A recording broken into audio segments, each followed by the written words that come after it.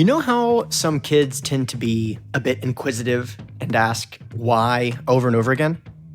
Usually when this happens, you can answer the first few questions, but once it starts getting down to the basics, the foundational truths on which we have built all of our most important assumptions, things tend to get a bit uncomfortable and ambiguous. And sometimes we can't even explain the foundational truths because it's so ingrained in us that, quote, that's just the way it is. For example, we all know that 1 is an odd number and 2 is an even number, and that odd numbers and even numbers alternate back and forth when you count whole numbers. But why is there only odd numbers and even numbers? Why isn't there a third option or a fourth option? Furthermore, what is a number in the first place? Would they exist if no one had thought of them? Would they stop existing if people no longer existed? We're going to go deep in this podcast because I want to take a bit of a break from the typical real estate discussions and have a conversation about philosophy and truth, and most importantly, the ivory tower of academia, which sometimes can act more like an asylum. So in this discussion, we're going to talk about how our guest's pursuit of truth led him to have conversations with various sector leaders at some extremely prestigious universities and what he learned during those discussions. We're going to talk about whether or not objective truth actually exists and how we can find out if it does and what this implies if we can actually come to that realization.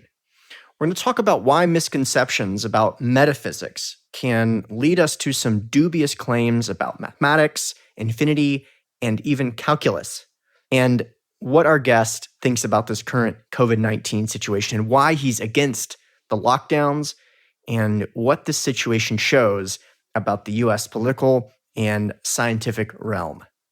Now, yes, this is a real estate show, but as you likely know, I'm the one driving the ship.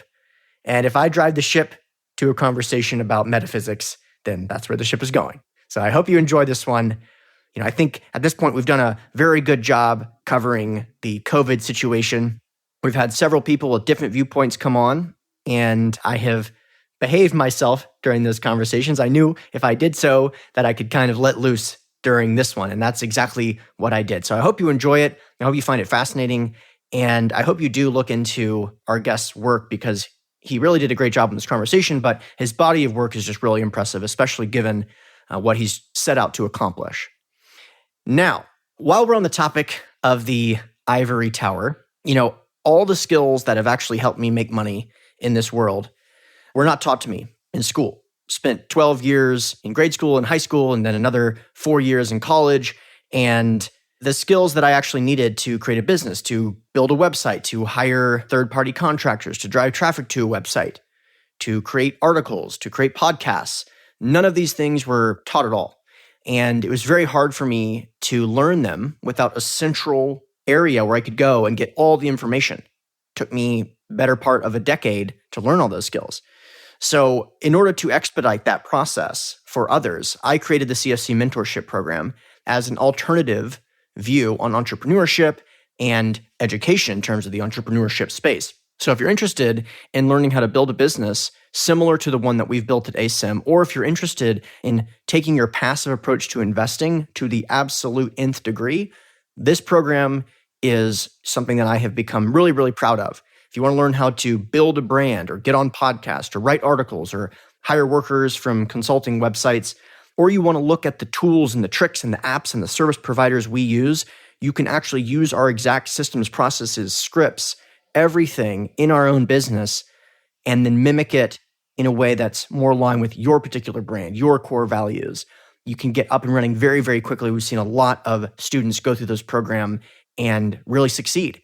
And so if you're interested, go to cscmentorshipprogram.com and click Apply Now and fill out that application form. We're currently taking applications for Q2. We limit the program to have only 10 students per quarter so that each student can get a lot of attention and get their questions answered during the calls. And I believe we already have 3 or 4 students that are already signed up for Q2. So if you haven't already and you're interested, go over to cscmentorshipprogram.com, click Apply Now, and make sure to do it quickly. We usually sell out every single quarter. We've done it every single previous quarter. So run over there, cscmentorshipprogram.com, Apply now, and I hope to see you on the inside.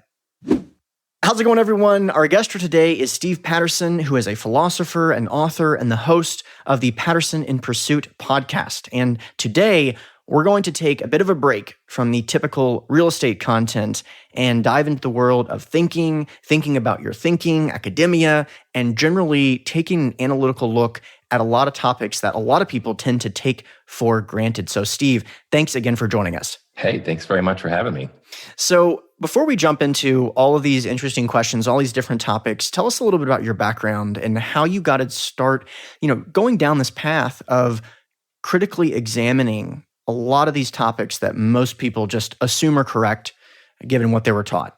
Yeah, I think there's two general storylines in my case.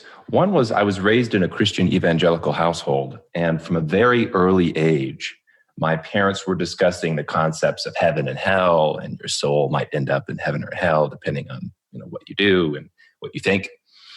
And I realized that whether or not that was true or false was a very big deal.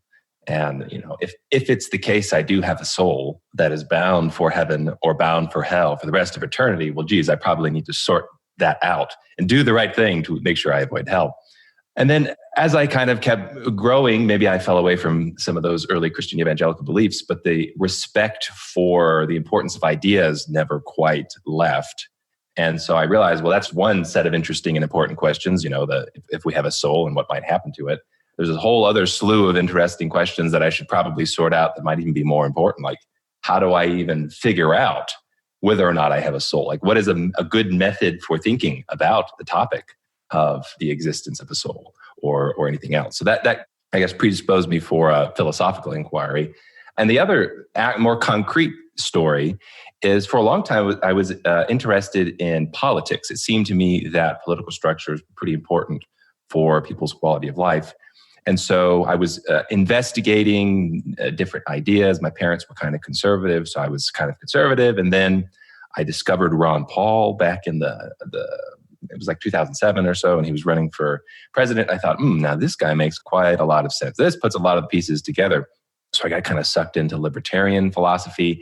And when I was researching political theory, I realized that underlying an intelligent political theory was assumptions about economics, about how material wealth is created in the world and how it's maintained, how it comes into existence. And so I realized that there's a sense in which economics is more fundamental than politics, so that your political theory must be derived from some of your beliefs about economics. So then I really got sucked into economics for a while. But in the course of economics, I realized, well, hang on a second, these economists, they're making all of these claims. Why should I believe them? Should I believe them because they're economists? Well, that sounds a lot like, believing the deacons in my church because they're deacons. It just doesn't, I know that's a mistaken methodology. So why should I believe economists? And then I started realizing, well, economists have different methods of approaching economics. Some economists think that economics is a very empirical discipline, try to go out and recreate the laboratory as well as you can and try to study things with a more scientific perspective. Other people think that economics is more akin to philosophy. The world is too complex to treat it as a laboratory. You have to do thought experiments, that type of thing. Then I realized, well, hey, hang on a second. Underlying economics is economic methodology. And underlying economic methodology is a bunch of philosophical questions about knowledge. What is the best way to learn about the world in general, not just about economics or politics or religion, but just in general, what are good ways of thinking? Because I've seen many bad ways of thinking. So that was kind of the route I got sucked into, critically examining, I suppose, all of the assumptions that I was taught, because I realized, arguments from authority are wrong. And turns out philosophy, in my opinion, is the most important domain for any intellectual inquiry.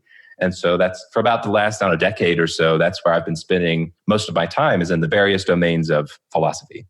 Yeah, I appreciate that. And it's interesting, once you start to recognize some of the errors in methodology, particularly as it relates to authority, when that is removed, sometimes it can feel like you are living on a different planet than other people, because authority is literally taken as like the end-all trump card, for lack of a better phrase, to say, well, this guy said this.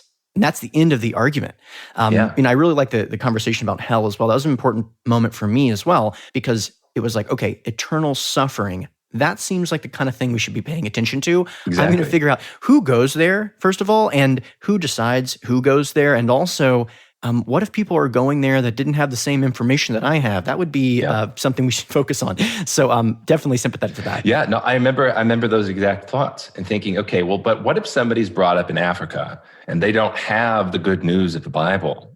Is it the case that 100% of people that don't know these truths are going to burn in hell for eternity? That sounds odd. At the very least, that sounds odd. And I also noticed, well, it seems that people who were born in Baptist families turn out to be Baptists, and people who are born in Muslim families turn out to be Muslim, and people that are born in atheist families turn out to be atheists. That seems to be a commonality. So am I an exception to that? Is the reason that I have these evangelical Christian beliefs because mom and dad are evangelical Christians? And in general, I concluded, yes. It's a very disturbing, like you said, you kind of feel like you're an alien, but it's very hard and disturbing beliefs to come to, especially when you're young. And the entirety of your social community also has those beliefs because communities and philosophies kind of group together. So when everybody around you has a certain set of beliefs that are important because they deal with questions about your soul, and you disagree with them, you are kind of an alien. It might take, a long period of time to accept that it could be that not only individuals are wrong, but entire groups are wrong. Whole authority structures that are built up on particular assumptions about the truth, they might be completely wrong as well. The person wearing the funny hat or wearing the lab coat or wearing the official badge at the very top of the intellectual hierarchy, that might be completely wrong about everything. And that's a very at least initially, that's a very disorienting perspective to take if you've never conceived of it before. Agreed. So you kind of began your journey, at least publicly, in terms of the podcast, Patterson in Pursuit, which is an excellent podcast. We'll link to that in the show notes page. The structure is very interesting in that a lot of the conversations are you going out to various individuals and prestigious universities to discuss some very complicated topics in a pretty wide variety of, very wide spectrum. What are some of the conversations that you found during that pursuit that you found to be most outlandish or most surprising, either surprising in terms of your ideas were changed or surprising in terms of, I can't believe this is being taught? Oh man, there's so many to choose from. I had a really fun couple of years where I was able to travel with my wife and just do a bunch of interviews with people on a ton of different topics. And I'm not traveling anymore. It's been a few years since I've been doing the traveling, but I still am talking with people just over Skype and stuff. And I've said since I stopped traveling, part of the motivation actually for the podcast was to improve my own philosophy, to put my own personal ideas to the test because I'm trying to get at truth. And so it's beneficial for me to put my ideas in the arena with other people. So I feel like that's one of my preferred methods for sharpening my own ideas is to have my ideas fight others, even in a respectful way, not in a combative way, just like, either playing devil's advocate with myself or finding somebody that disagrees with me that I can talk to. But another part of the motivation was actually to capture really bad ideas from the mouths of academics. I tend to think that our present intellectual academic paradigm is abysmal. Actually, I think we're in something akin to a dark age. I know that sounds preposterous because it seems like we're with a lot of engineering sophistication right now. But I actually think in terms of the quality of our theoretical ideas, I think they are preposterous. And so bad as intelligent teenagers would be able to sniff out how bad some of these ideas are. And so what I wanted to do was capture some of them for the record and be able to tell my grandchildren, hey, look, I had this conversation with this dummy over here in Australia. Look at the ridiculous things that these people were saying. Take it as a principle that authority structures are not necessarily speaking the truth. So I give you a couple of examples. I mean, one of them, so my philosophy is built on top of what I find to be solid foundations, which is logic. And I wrote a book called Square One, The Foundations of Knowledge, where I have an investigation into whether you can know anything. Can there be objective truth at all? Can you know anything? And I found that a reliable structure is logic. And so there's a few academics out there who claim that logic is in fact not a foundation and there can be true logical contradictions in the world. And I found this idea to be preposterous and definitely wrong. One of the few ideas I could say are certainly wrong. And one of them, his name is Graham Priest, and he argues that there are literal logical contradictions like A and not A at the same time in the same way. one of the examples he was giving of like inherent blurriness in the world, he was saying, well, think of being drunk. Is it the case that, if this is binary, you're either drunk or you're not drunk? And he was trying to say, well, no, there's shades of gray. You're not just drunk or not drunk. You're like a little bit drunk. And so there's some overlap. There's some period of time where you're not drunk, and then you're both drunk and not drunk, and then you're fully drunk. So like the binary, you got the 0 on the one end, the 1 on the other end, and in the middle you have 0 and 1. And I thought, wow, this is a professor at Oxford. Yeah. Which I just think that's an incredibly stoppy way of thinking about things. Another one on that line was at Columbia. Somebody gave the example of a contradiction of the Pope. And he said, is the Pope married or not married? And he said, well, he's actually kind of married and unmarried at the same time, because he's married to the church and yet he's unmarried. And this, in my mind, is it's elementary. A 16-year-old might say, well, hang on a second. You mean the term married in two different senses. So it's obviously not a contradiction. In one sense, he's married to the church, which is a figurative way of talking about marriage. And another, he's not married to a woman, which is it's a different type of marriage. So definitely not a logical contradiction. And yet this is something being claimed by a professor at Columbia. Right. I mean, that example is just a great one. That's because that's not an uncommon example. That's actually like a example that is used frequently, or similar kind of things that it's just clearly a miscommunication in terms of the language that we typically use to live a good life, as opposed to X and not X at the same time simultaneously. Right, in the same way. And so there are lots of apparent contradictions in the world, definitely. In my opinion, the job of the philosopher is to explain why all of the apparent contradictions are mere apparent. They're not actual contradictions. So is the Pope married question, that's an example where if you're kind of very zoomed out from the big picture and just kind of not thinking through how the terms are being used, it might seem like a contradiction, but when you actually unpack it down to its logical level, like what exactly is being claimed, you can see, it's not a contradiction. It's just an ambiguous word. And this is the case for every single paradox or apparent paradox out there, is with sufficient investigation, you can actually solve it. You mentioned your book, Square One, which, by the way, we'll also link to that in the show notes page. It's kind of a breath of fresh air when it comes to philosophy, just alone looking at the size of the book.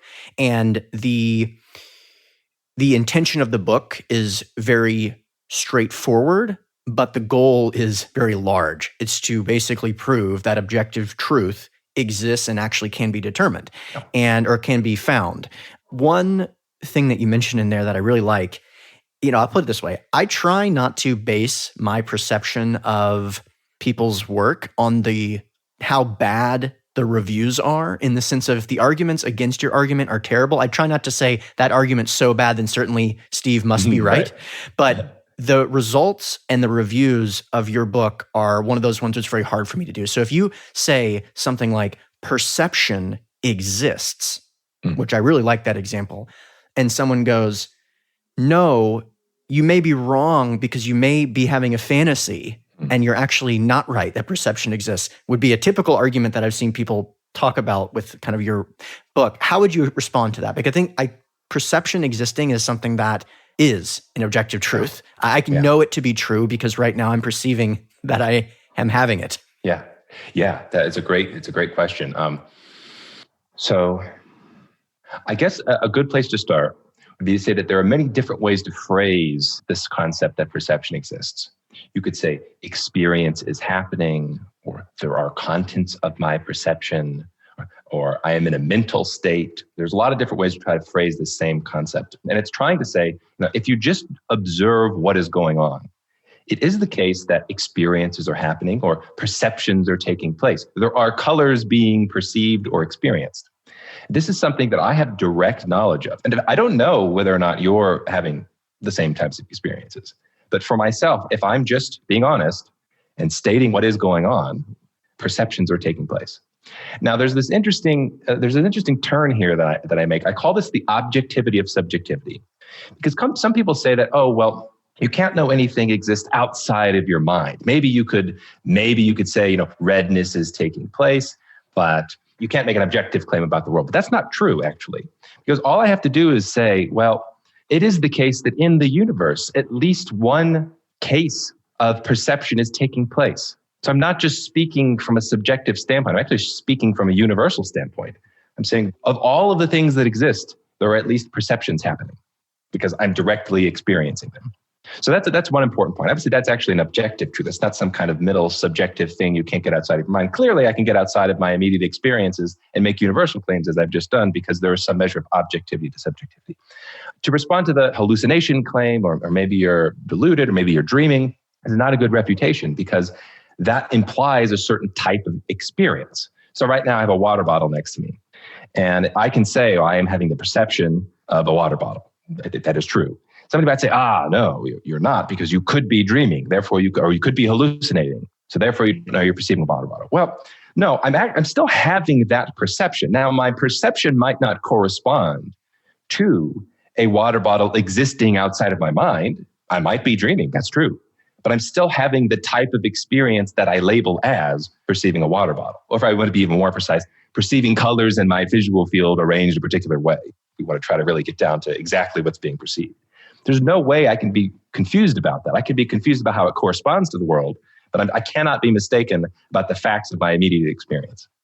Right. And, something kind of to follow that is, we're living in a simulation, so you don't know. And it's like, well, no, that's just another version of the same thing. Still, even if it is a simulation, still I am perceiving that I see a water bottle. Fair enough. Exactly. Now, that is kind of a segue into the world of, quote, existing, because that term can mean different things in different circumstances. So I want you to have the opportunity to kind of explain the difference between numbers existing, for example, and the water bottle you're talking about.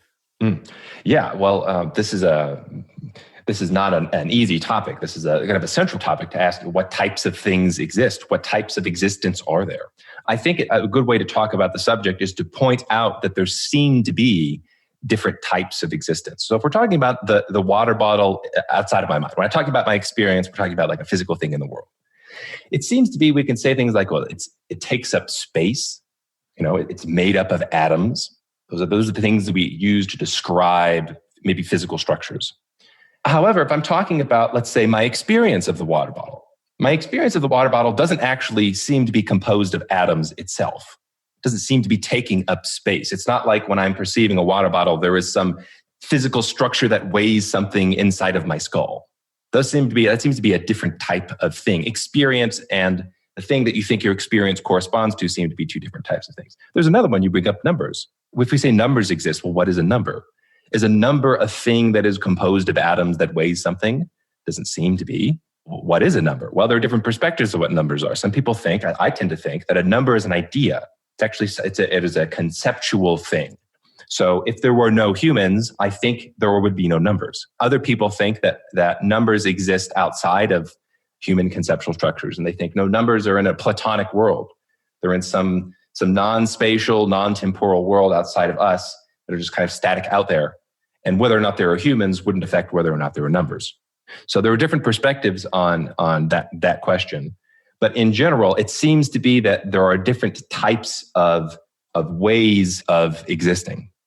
Let's talk about that with, let's say, with gravity, right? Yeah. Like, could you explain how gravity may exist versus the theory of gravity? Yeah, so this is where one will discover that language varies in every individual mind. So when somebody said, what somebody means by exist is not actually going to be identical to what somebody else means by exist. So usually you have to rephrase things in different ways so that you're kind of talking about try to talk about the same concept, sometimes with different language. So say gravity exists. Somebody about like, well, it doesn't actually exist. That makes it sound like a physical object. The way I would talk about gravity existing is to say that the concept of gravity explains phenomena that we experience. It explains particular patterns that we see in the world. So it's not that gravity is an object out there. And when we talk about gravity, it's talking about a particular pattern that we're experiencing. So gravity is closer to a concept than it is some physically existing object. Now, actually, if I'm being more precise, I would say that just in the past few years, I've kind of updated my metaphysics a little bit more. I think it's helpful to think of the world as having some kind of code, some kind of operating system for how physical phenomena operate, or the relation between the mind and the world seems to be governed by something. So I think if we're going to try to place gravity somewhere, I think it's somewhere in the code of the universe that describes the behavior of how objects move about in the world. I think that's where gravity is. It's not an object, but you're describing some part of the universal code. Interesting. So I'll have to think a little bit about that, but I think we're on to something. It's becoming clear as we have the conversation. This is one of the reasons why mathematics can be confusing and can result in some foundational misunderstandings. I think most people, when they think about the world of objective reality, if they do believe in such a thing, which most people do, that mathematics is very akin to your perception about logic, in the sense that logic could be the foundation which all of us operate, and then right next to logic is mathematics. So it can't possibly be the case that mathematics could be wrong. Right. And even the people that know the most about mathematics, they would be like kind of one order away from the deacon in your original example. So What have you kind of found in your interviews, in your studies, in terms of the world of mathematics, and particularly as it relates to, theoretical mathematics? Yeah, so I used to have the beliefs that you described because I had not investigated mathematics. And to my shock and horror, I realized mathematics is not immune from skepticism. It's not immune from even human politics. Mathematics in practice, outside of elementary mathematics, is built on dubious, I have to qualify this. It's built on dubious foundations for the last century, but I have to qualify that very carefully. So I've discovered that from about the period of 1880 to roughly 1950, there were big revisions made in the foundations of mathematics. The reason for that is because math prior to that point was built on Euclidean geometry and the concepts of Euclidean geometry. Euclidean geometry turned out to not be as solid and rigorous a foundation as people thought it was. And so people realized, well, hang on a second, if Euclidean geometry isn't as certain and true as we believed, then what is math built on? And so there was different approaches to try to found math on a more rigorous setting. There were three major schools that tried to do this. I don't think any of them got it right. So when I say the foundations of math are a bit dubious, that might sound like a crazy claim, but I'm actually kind of making a historical claim here, that actually the attempt to found mathematics over the course of maybe, 70 years, about a century ago, failed. So one of the ways in which it failed is, I guess you could say from a philosophical perspective, the metaphysics of math. So there actually isn't a good answer to the question, what is a number? And depending on how you answer the question, what is a number, you actually get different structures of mathematics. So if you think that numbers and mathematical processes exist outside of the mind, then you might be more favorable to, let's say, the axiom of choice, the contents of which don't matter. If you're favorable to the axiom of choice, then you get different structures of knowledge than if you don't like the axiom of choice. You might not like the axiom of choice because you don't think numbers or mathematical processes exist outside of the mind. So these questions have not been sorted out in higher levels of pure math. So I guess I've really got sucked into this the past several years. I find it very, very important to try to sort out math correctly. And one area I see a consistent, profound error in the thinking of the most dominant schools of modern math is with regards to infinity. There's this concept of the actualized infinity, which actually means the completed infinity, that you could have an infinitary process come to an end. You could get a result from an infinitary process. I think not only does that not make sense, I think that is an explicit logical contradiction. But what is meant by a rigorous conception of infinity is precisely that it does not terminate. So to talk about a completed infinity is like talking about a merry bachelor or square circle. Like it's an immediate contradiction in terms. But it turns out that that concept is rather central to contemporary explanations of various structures of math. So people think that you have to have completed infinities because calculus wouldn't work without it. Well, that turns out to be not the case. And people think, people think whole kinds of structures of knowledge are built on this concept of the completed infinity, and they all crumble down if it turned out to be wrong. And that's actually not true. There's a mathematician who I've become quite fond of who's working in Australia named Norman Weilberger. He's a professor at the University of New South Wales, and he's building essentially new mathematics on top of more rigorous foundations. And it turns out that a lot of the old mathematical structures can be rescued and saved. They just have to be formulated in a different way, in a more rigorous way. But you can rescue them and they make a hell of a lot more sense than talking about completed infinities. So in the domain of pure math, I see all kinds of abuses of these logical concepts. And then you read about the history of math, and it turns out you find petty academics at the center of really all academic disciplines, but mathematics included. It's not this rigorous structure where everybody is going through everybody else's proofs. It's not. I mean, I get emails from people occasionally, from researchers all around the world saying, oh, actually, no, there's a true story. This wasn't an email. It was actually an in-person conversation I had. It was a young lady who I think she was got a master's in mathematics or something like that. And she was, I think she was trying to get her PhD, and she was working on a math problem. And she couldn't solve it. She was like, why can't I should be able to solve this, but I can't actually solve it. And she discovered that there was some proof, I forget what it was called now. There was some proof that looked a little bit dubious. And she thought, okay, well, maybe there's something wrong here. Maybe this is why I can't solve it, is because this proof is a little bit funky. And she found out that actually the proof didn't check out. The mathematical proof, which the layperson thinks is like a logical truth. It's like definitely, certainly a true thing about the world. The mathematical proof turned out to be wrong. It was an elementary mistake. This has happened several times in the history of math. And so she brought it up to her PhD advisor, who promptly scolded her for saying, what are you doing? Why are you challenging these established proofs? That's not your position. You can't, that would be so controversial to claim that this proof that's been around for a few decades is actually wrong and it wasn't actually checked correctly. What could in fact be a more embarrassing error for a mathematician of the mathematical community than for there to be a mathematical proof that's wrong? It wasn't actually proved correctly. So she was so disgusted by this that she left the PhD program. It's like, okay, well, clearly these guys aren't doing what I thought they were doing because I was just scolded for pointing out that a mathematical proof it wasn't actually proven, which you'd think would be a big deal. And so I occasionally get messages from people who are saying the exact same thing.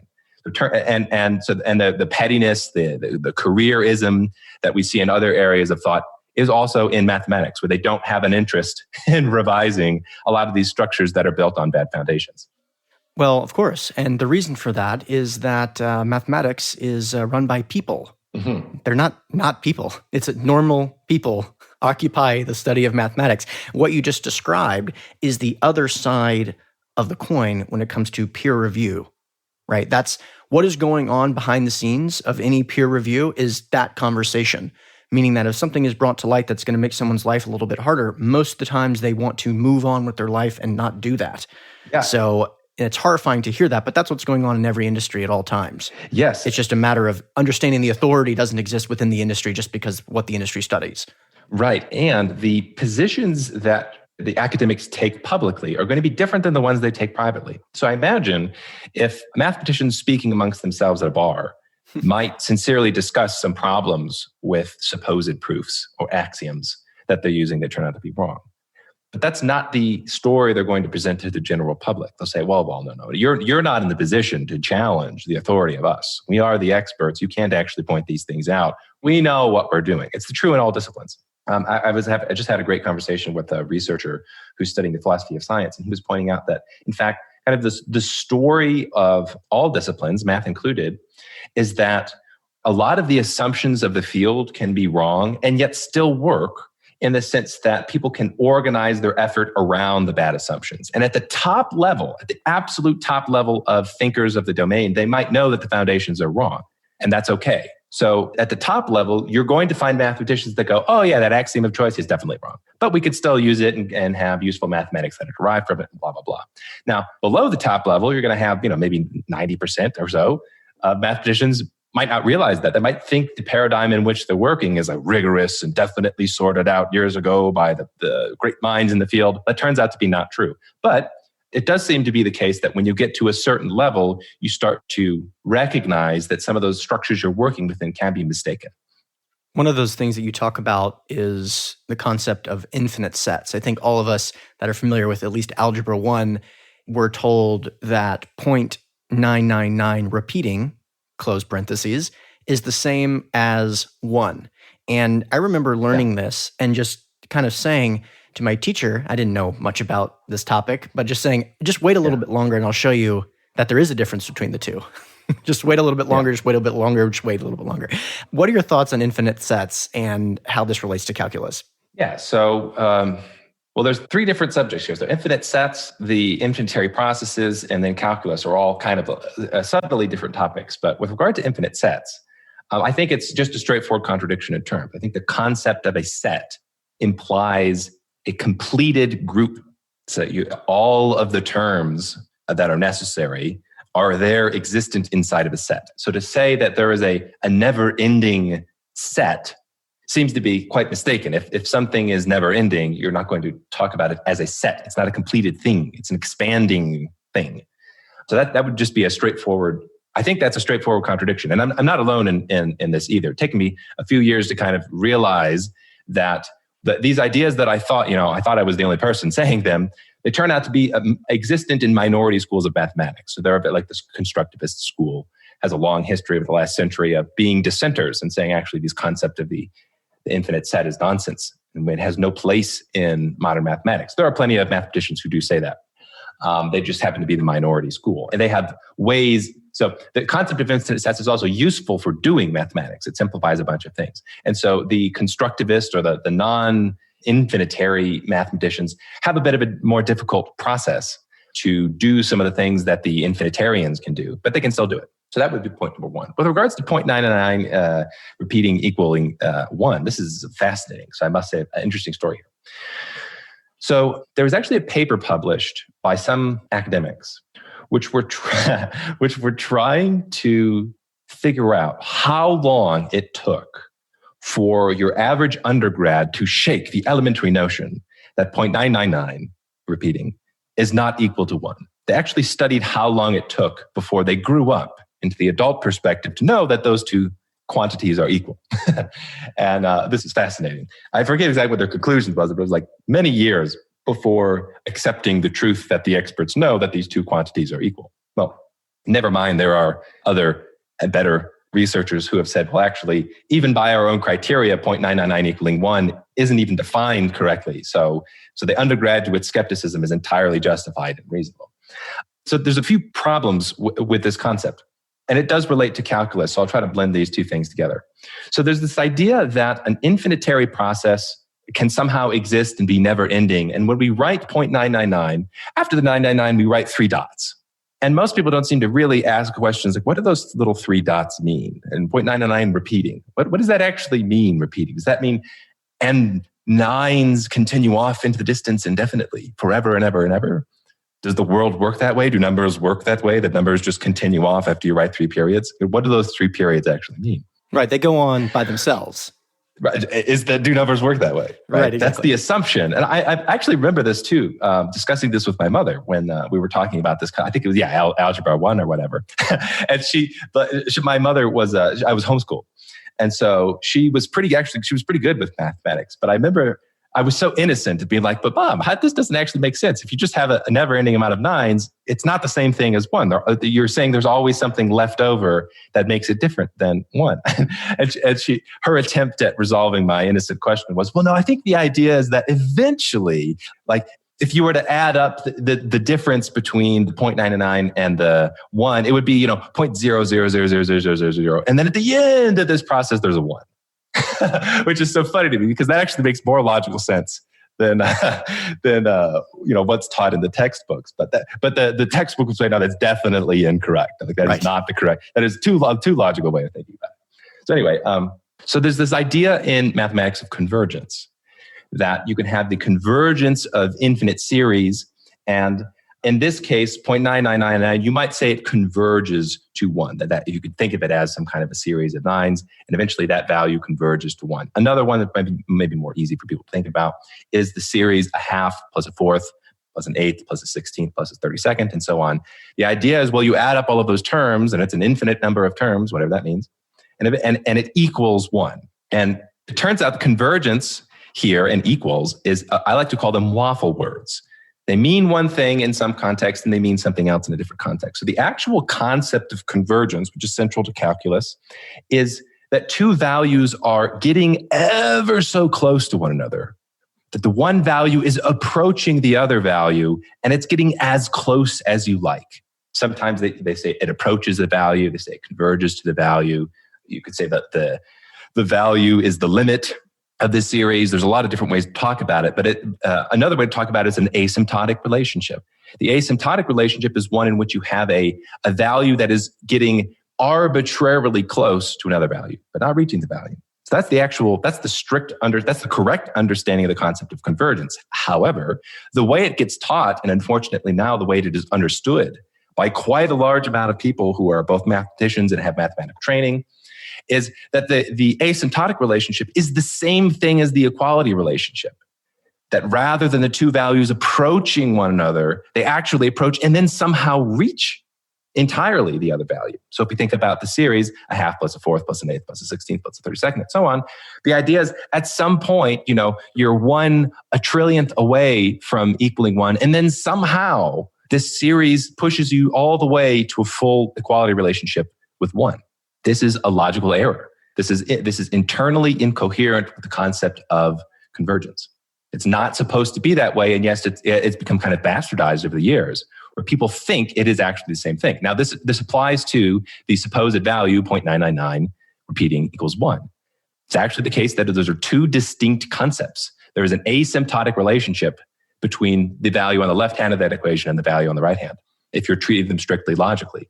So for me, now, in terms of applied mathematics, I don't really care that much about math. The reason I care about this stuff is because it has implications for philosophy, and in particular, the resolution to Zeno's paradoxes. So the idea is, a very popular idea for centuries, is that calculus resolves Zeno's paradoxes because it explains this convergence phenomenon. So it's to kind of articulate one of the Zeno's paradoxes is that if you imagine a runner trying to get from the start line to the finish line, in order to go to the start line to the finish line, he has to cross the halfway point. And then from that halfway point, there's another halfway point to the finish line. There's another halfway point, and et cetera. And the assumption is that, between any 2 points, there's a halfway point. And so Zeno said, since you cannot complete an infinite process, and there was always additional points remaining, Zeno will never be able to, or the runner will never be able to complete the race because you can't complete an infinite process. And the modern response is say, oh, no, calculus solves that. Now we got this idea, the whole convergence thing, like that. It's not a big problem. No, calculus actually doesn't solve Zeno's paradoxes. Calculus explains how the runner can get arbitrarily close to the finish line. Calculus explicitly does not explain how the runner can complete the race because of this waffling of the term convergence. Is it asymptotic or is it full equality? So the resolution here, from a philosophical perspective, is, it must be the case that space has a base unit, or space is discrete. Space is not infinitely divisible. There is an atom, if you will, of space. There are base units that cannot be divided. So you get all the way up to the penultimate space if you're talking about the runner trying to get to the finish line, and then there's only one more unit remaining, and he crosses the unit. There's no halfway point. So the base unit is the resolution to Zeno's paradoxes, and the base unit is, in fact, the correct way to think about mathematics in general. That in all of our calculations, in all of our actual calculations that we do, everything is discretized. Everything is discrete. There are fundamental units. No computer even actually completes infinite processes. I would say because it can't be done because it's an incoherent concept, but in practice, no computation that has ever taken place that has been completed has been an infinitary process. Zero, none, and it will always be that way. And that's also an important point. So everybody that's doing calculus is actually doing something that the theoreticians might not like, because what they're doing is they're executing some discrete separate processes. But this is the case with mathematics in general, is everything is discretized. So all of this kind of, I don't know if you're getting me excited here. This is something I think very important, but the resolution to Zeno's paradoxes has a connection to some of the fundamental questions of the philosophy of mathematics. How does mathematics work? Are there an infinite amount of numbers? Are there infinitely small numbers? Are there infinitesimals? All of these things are, in my opinion, satisfactorily, logically answered by saying, well, there's a base unit. There's a base unit of physical space. There's a base unit of our conceptual structures when we're thinking about mathematics. And we presented with no problems anymore. And prior to the work of Norman Weilberger, this might be a very radical claim.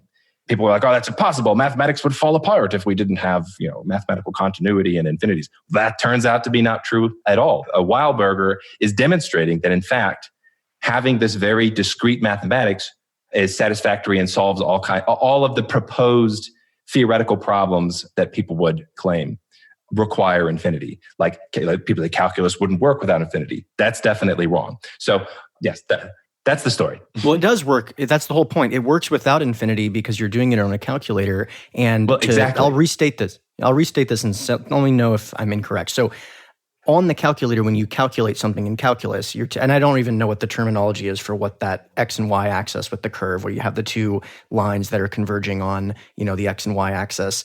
But that is a discrete calculation. It exists in reality. You can see it on your screen, and it is not infinite. Is that a fair summary of kind of what you're outlining? Yeah, so that would be one point that I like to make, and others like to make, that we don't actually use infinitary processes. There's this grand story that mathematicians like to tell about infinity. And not only is it wrong, I think it's wrong because it's internally incoherent, but we don't even have to go to that point. It's simply not used. It's literally any calculation that your mind has undertaken or any mind has undertaken is finite, it has a finite number of steps it's gone through to get an answer. And it's the same thing with computers. And any computer programmer will tell you, if you ever venture into the realm of some infinite process, your computer's hung. Your program has hung. It's a failure of your programming is that you've entered into some infinitary thing, which means it's never going to be terminated, right? So it's a fair point to say, oh, well, look, you tell a nice story about infinity, but it's never, ever, ever used. Interesting. Okay. Well, I know you did a concept on this particular topic. We'll link to those in the show notes page about Zeno's paradox and some of the resolutions around like what a point, whether or not it exists. But I have to give you the opportunity to talk about one more topic, which is we've got logic. Check that off the list. We've got math. Done. Don't need infinite sets. The next thing is science. Yeah. Right. And that's like, again, in terms of the order of operations, in terms of foundational understanding, it's objective, it's science, it can't be disagreed with. I trust the science. I listen to scientists. You don't. We are living in a wild, wild time right now. As of the recording this podcast, April 30th, the COVID stuff has gone to crazy, crazy heights. And we're living a very acute version of all the things we've been worried about when it comes to science, all at the same time, simultaneously. Just give us a quick summary of kind of what your thoughts are on all this. And also, I definitely want to talk about well, I'll start with that. And then I just want to really talk about the difference between what happens when you put out scientific theories that are aligned with mainstream media and then scientific theories which are equally scientific, maybe even more scientific, and you are basically barred from speaking out. Right. Yeah, I mean, I think, I'll put it this way. I'm so disturbed by what has happened, specifically in America, with the COVID thing, that I really am trying to plan on immigrating to a different country. Japan is number one on our list. I think it is such a profound cultural failure that a lot of this has happened and been permitted to happen. It's been celebrated, that I think that there are parts of American culture which are best in the world in various areas that that are part of my fiber that I love. But I think they've lost. I think they've lost to some extreme deference to authority and fear and sickness that I don't want to be a part of. So I really have been disturbed by the whole COVID thing. I mean, there's a lot you can say about the scientific process here. I mean, there's a whole lot you can say. But so in my opinion, from the very beginning, people were way, way, way, way, way too overconfident about what COVID was. Like trying to create these models based on no good information, essentially. And these models that have 1,000 unjustified assumptions are then used by political figures to impact the lives now of billions of people around the world. It's like the religious analogy would be good here. It's like some group of priests got together and they said, oh, if we assume X, Y, Z, A, B, C, D, and E, and F, well, then we're going to have some kind of apocalypse and we're going to start burning in hell. And the politicians go, oh my gosh, that is the scariest model I've ever seen. Everybody changed their lives. We're going under lockdown. You need permission to leave your house. Like that would be preposterous. And yet I don't think that's too dissimilar to what's happened given the quality of information that we had when a lot of these models were generated. So there is this cultural assumption, I guess, that in times of potential pandemic when we have no information about whether or not a virus is a danger, we are to leave it to the experts, the expert modelers, the academics, good heavens, to come up with their predictions.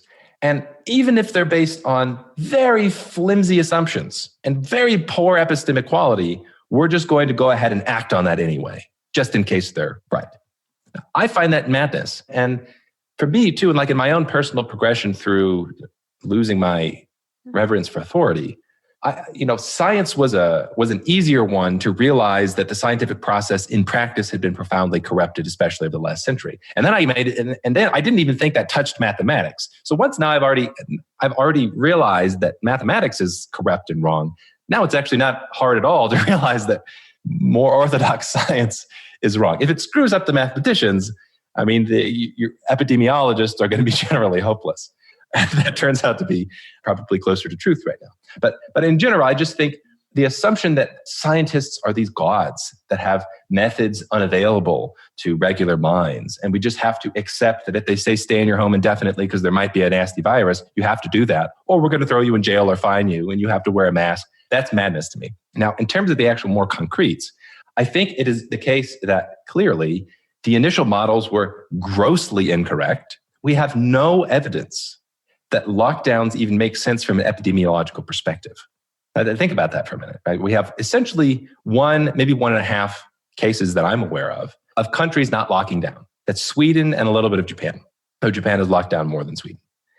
And if you look at the Swedish case, they don't really seem to have statistically significant difference in terms of the line. They're flattening the line, what do they call flattening the curve? That looks pretty similar to every other country around the world. Better than some places, worse than other places. And if you actually dig into more details, part of the reason it was worse than some places is because Sweden apparently has very dense nursing homes. So if you have outbreaks there, you're going to get a higher death count than in places like their neighboring Norway, in which their nursing homes are more sparsely populated. But anyway, think about this for a minute. This is shocking and disturbing to me. When you have the most intervention in human lives with this lockdown since we've seen in, I don't know, maybe since World War II, we haven't even established the most elementary of cause and effect relationships between doing the locking down and improving the epidemiological state. Does it actually even help to lock things down? In fact, there's some evidence that it makes it worse because you're quarantining old people with young people. If young people aren't in school, they might be asymptomatic. You put them in the same house as old people. The old people are now perhaps more likely to get the disease. So the most elementary cause and effect connection hasn't been established, and we have a little bit of evidence that suggests there is in fact no connection between locking down and improving the public health.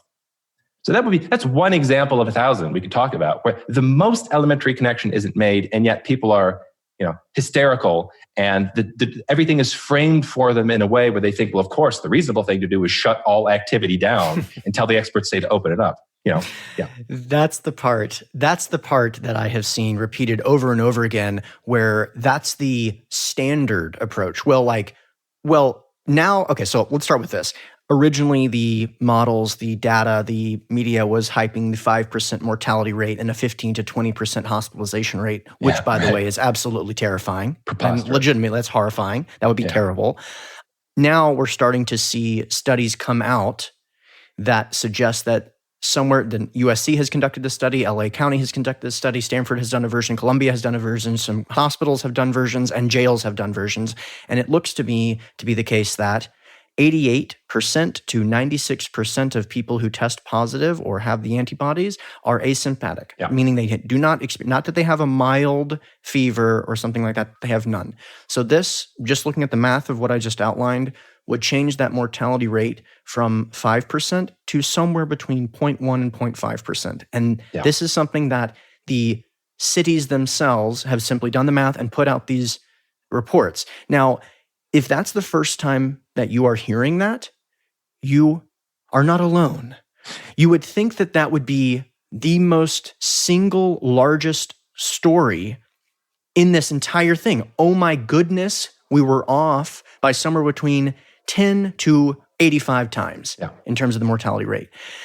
The challenge is that that isn't in line with the narrative. So now the narrative shifts to, well, we don't know enough. We don't know enough about antibodies to say that you can't get it again. In fact, we don't know enough about antibodies to say you can't get it again in 37 years. Don't you want to be safe? We should lock down for 37 years. Yeah. Is that fair? Yeah. So there's many things we could talk about here. I mean, it depends on how skeptical you want to be, have reasonable skepticism here. So there's one level in which we can say the evidence that's coming out suggests, anywhere from a 10 to 85% reduced mortality rate, which does actually put it within the range of being a bad flu season, which is like the thing that you're not allowed to say. The one idea that all of the supposed experts said we must take off the table. I shouldn't say all of the supposed experts. The loudest experts on media and those who parrot them on social media would say the one thing we must mock is the concept that COVID is akin to the flu. And of course, it's actually still entirely on the table. And multiple researchers have said this is still plausibly within the range of being bad flu. Now, imagine that it's not. Let's say it's twice as bad. So a couple of years ago, we had a flu season which killed about 80,000 people. The upper estimate range of the estimates was about 80,000 people in the States. So imagine this thing kills 160,000 people. Because the whole thing has been framed by the media incorrectly. They're going to go, oh my gosh, this was the greatest pandemic. Thank goodness we shut everything down. 160,000 Americans were killed. They wouldn't phrase it as, you could see a headline that said, unknown flu virus kills twice as many as a couple of years ago, right? Now those would be the same numbers, 160,000 people, if we ever reach that amount, and yet completely different assumptions about whether or not that is a big enough deal to warrant shutdowns. Now, I think what's happened is this is not divorced from politics and power, because what we've seen happen is such an extreme commitment to the idea that the experts, we must listen to the scientific experts as a matter of public health, that they've committed so hard to this and caused so much economic devastation that now to imply that shutting down was the wrong thing to do would be akin to saying that those in power are not justified in their positions of power. They're not worthy of the power that they have. Perhaps they're incompetent and shouldn't be listened to, which is a very radical implication. If one has power, you definitely wouldn't want that to be a popular idea.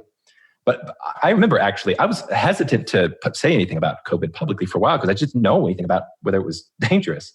As more information has come out, it doesn't, I have been, for the past several years, I would qualify as immunocompromised. It's like I really don't want to get this thing. And yet, it does not seem to be anything close to a real scourge. If you're not very old, it's probably not that big a deal from even a medical perspective. But even if it is, it shouldn't be that big a deal from a social perspective. But anyway, I remember not commenting about this publicly because I didn't know enough about it. And then Trump proposed shutting down flights from Europe, cargo and passengers originally, and then just passengers. And I thought, whoa, hang on. Now, even if this is 10 times worse than the flu, which is what they were saying it was originally, it's 10 times worse than the flu, it doesn't justify 1,000 times more extreme response. That was for shutting down flights, right? Because we don't do anything for the flu. Like we start from the position of zero. And I mean, hospitals do things. There have been, they'll set up tents occasionally. If there's a bad flu season, they'll set up tents in parks. Yes, you can go back and find overflow stories about California hospitals, Italian hospitals. We've never seen anything like this. We're flying in nurses from all over the country to deal with this stuff. Exactly. That is a thing that happens. It just doesn't get blown up in the media, so people don't realize that happens. But anyway, I thought shutting down flight cargo in particular was a huge overreaction to 10 times the flu. So now we're in the realm of global economic shutdown, way more extreme than shutting down cargo flights from Europe for something that, let's say, is twice as bad as the flu. So in my mind, we're not even really within an order of magnitude of being reasonable here.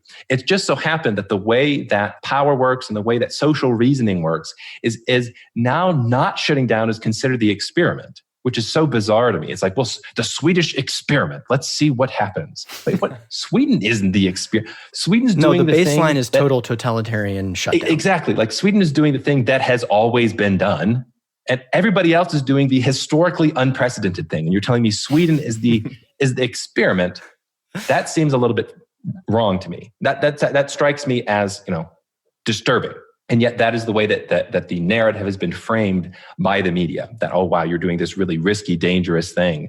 And then we see, insane. There's so many abuses of power. It's maddening here. People being fined for sitting on the beach, not wearing a mask. There was just somebody in Michigan who was giving people vitamin C treatments for COVID and saying that they were seeing help. And then the FBI raided them and then charged them with defrauding the US government because they were charging, they were charging Medicare for vitamin C infusions.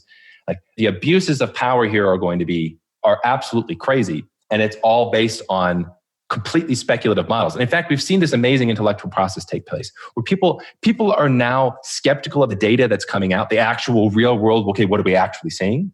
Because it's not fitting the models. Yes, exactly. 100%. That's emphatically 100%. That's right. And think how screwed up that is, right? You have models that are built on 1,000 dubious assumptions with no data, especially from modelers that have been predicting that this guy, Neil Ferguson, has been predicting pandemics for a long time, mispredicting them. And yet people go, well, hang on. It's more plausible in their mind that the data is wrong than that the models were wrong, which would imply that the media and the power structures and the intellectual authority is wrong.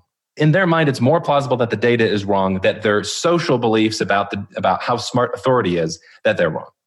Right? And it turns out that's, from my perspective, that's completely incorrect. It's actually overwhelmingly clear in my mind that we really had no good reason to start the shutdowns in the first place, and the cautious approach is definitely the correct approach. The cautious approach being, the Swedish model. Like, let's actually wait till we see more data. Yeah, the fact of the matter is, people are definitely going to die from this, but we can't destroy the lives of millions of people, and then effectively billions of people are affected by this because of some speculative models from academia. It's just a terrible idea. Well, even if we accepted the original numbers and we said, okay, 5% mortality, that is indicative of a global shutdown. Okay, now we've got a lot of evidence that shows that maybe it's closer to somewhere between 0.2 to 0.3. Now what's the change?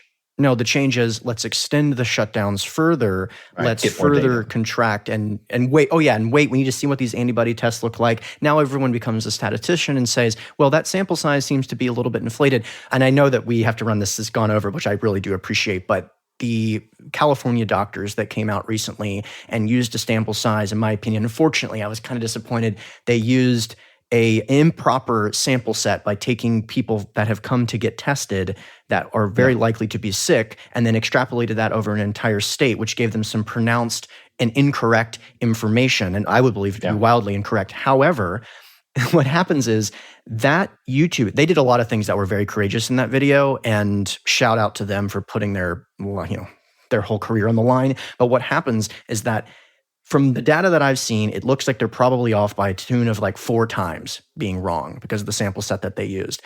Their YouTube videos have been swiped, and that's gone forever. The ones that are going to predict the 5% mortality rate, which were likely off by somewhere between 50 to 80 times, somewhere in that range, those will be around forever and will still be used to create policy going forward. And that is what we're up against. And you don't have to be an epidemiologist or a statistician to understand that.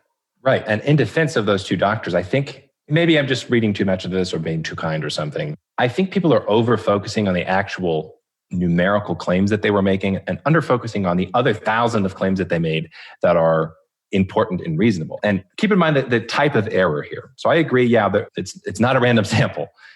However, you said, let's say they're wrong by a factor of 4. Okay. That seems like that would be, a very big deal. Oh my gosh, how embarrassing. They're off by a factor of 4. Well, it turns out that their numbers claimed that the fatality rate was a quarter of the regular flu. So if they're off by the astronomical amount of 4 times, that means, okay, well, maybe let's say it's 4 times worse than they say, which would put it squarely in the range of the regular flu. So even if they're 10 times wrong, which they're not, I think is probably fair to say, even if they're off by a factor of 10, you're still talking about a disease that's not a massive global pandemic. It doesn't even reach that level. I agree. I think the response, YouTube, I was shocked to read this just transparently. I think it was the CEO of YouTube or some bigwig in YouTube came out and was saying the new policy for, combating misinformation by censoring people. And one of the criteria they said that they used to justify pulling videos down is disagreement with the WHO, the World Health Organization. if you have beliefs where you're disagreeing with this official international authority, we're going to censor you for public health. Now, never mind the WHO, if I'm not mistaken, has already been incorrect about its recommendations for masks like a few weeks ago and contradicted itself. There's all kinds of conflict. Well, they're banned.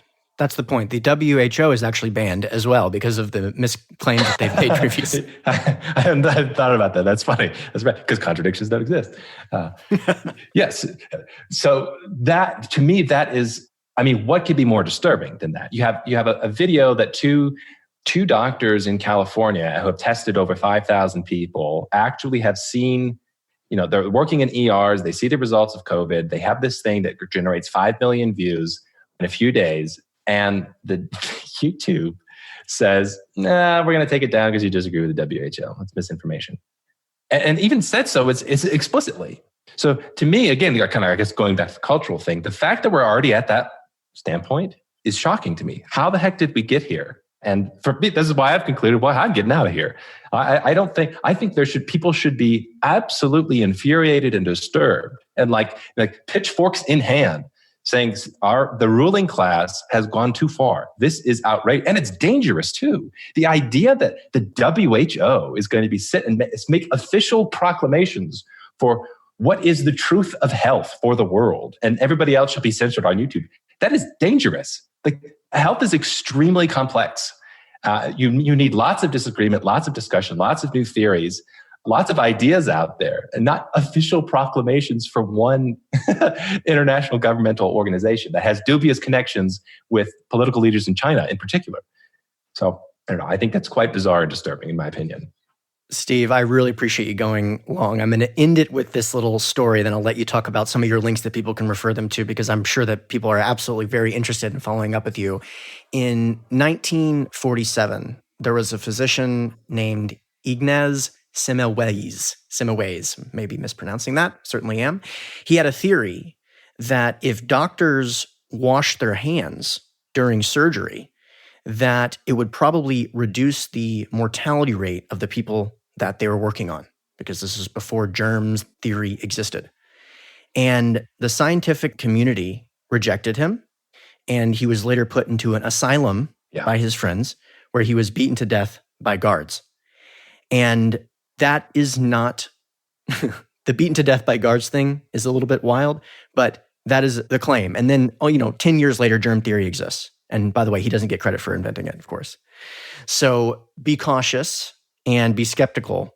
And at the same time, objective truth does exist. We've completed that challenge on this very podcast. So Steve, I really appreciate it, man. Really was looking forward to this, and I think we covered a ton of ground, obviously. Let the listeners know how he can learn more about your podcast, your book, your website. Yeah, well, thanks for having me. I really enjoyed this conversation. You've got me going. Whenever anybody talks about the philosophy of math, I'm like, this is so important. I know I can drone on about it. It's funny. I go on some other shows, and it's like, don't get Steve talking about this subject because he goes too long. But I really do think it's important. And like you said on that one in particular, you're getting into really fundamental questions here that have import. Like it might seem esoteric and abstract, but really these ideas can be very fundamental. So if anybody's curious, I highly recommend researching the work of Norma Weilberger and others, because these ideas really do matter. And if you're interested in my work, I have a website, steve-patterson.com, which is where I put all of my content. And my book, one of my books is Square One, The Foundations of Knowledge, which is an investigation into whether or not we can know objective truth and this discussion of logic and the fundamentals of logic. I also have a book on Bitcoin, an introductory book called What's the Big Deal About Bitcoin, which is a bit outdated. It was written back in 2014, but that's an introductory book about Bitcoin. I'm working on another one right now. I'm co-writing a book with a big Bitcoin entrepreneur, a second book about the history of Bitcoin. And I also have a YouTube channel, youtube.com/Steve Patterson. And you can find all my social media stuff on my website, steve-patterson.com. Great. Thanks again, Steve. Really appreciate it. Thanks. All right, listeners, thanks for checking out the episode. As always, the contact information for our guest will be available in the show notes page, which is hosted on SoundCloud, iTunes, and Stitcher. Don't forget, if you want access to some of the free goodies that I'm talking about at the beginning of these episodes, like free ebooks, weekly investor emails, and articles about some of the most important investment-related topics, make sure that you have created an account with CFC because this stuff is automatically available. You can do this by going to cashflowconnections.com and signing up as an accredited investor. Of course, if you have any questions, feel free to email me at hunterthompson@cashflowconnections.com. Thanks again.